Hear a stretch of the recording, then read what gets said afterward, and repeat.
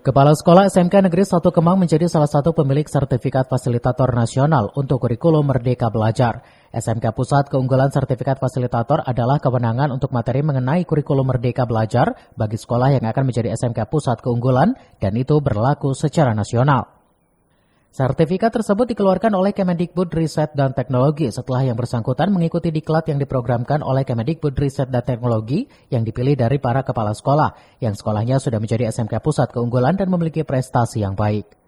Imbas dari hal tersebut, Kepala Sekolah SMK Negeri 1 Kemang telah memberikan kontribusi berupa pelatihan mengenai kurikulum SMK Pusat Keunggulan dan berkeliling ke sejumlah sekolah yang ada di Indonesia.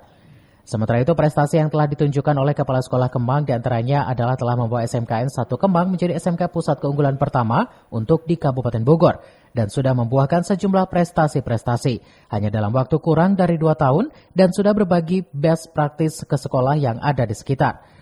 Bahkan kepala sekolah ini juga membuat kejutan berupa berlipatnya jumlah siswa. Dari awalnya hanya 300 siswa, kini menjadi 973 siswa. Dari 5 kompetensi keahlian, bahkan dari sisi fisik, sekolah juga mengalami peningkatan yang signifikan. Jadi sebuah program dari pemerintah, karena sekarang pemerintah sedang meluncurkan SMK Pusat Keunggulan, baru beberapa sekolah di Indonesia. Nah, maka Direktorat melatih beberapa kepala sekolah maupun guru sebagai fasilitator nasional, sebagai pendamping bagi sekolah-sekolah yang sudah menjadi SMK Pusat Keunggulan, terutama di kegiatan kurikulum. Dan Bapak terpilih?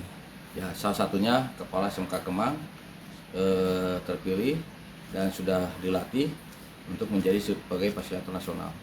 Ya, dengan adanya sertifikat itu kan berarti orang tersebut sudah melaksanakan diklat ya, dan dia berhak untuk memberikan materi atau mengenai materi mengenai SMK Pusat Keunggulan, terutama di kurikulum yang sekarang sedang diluncurkan, kurikulum Merdeka Belajar.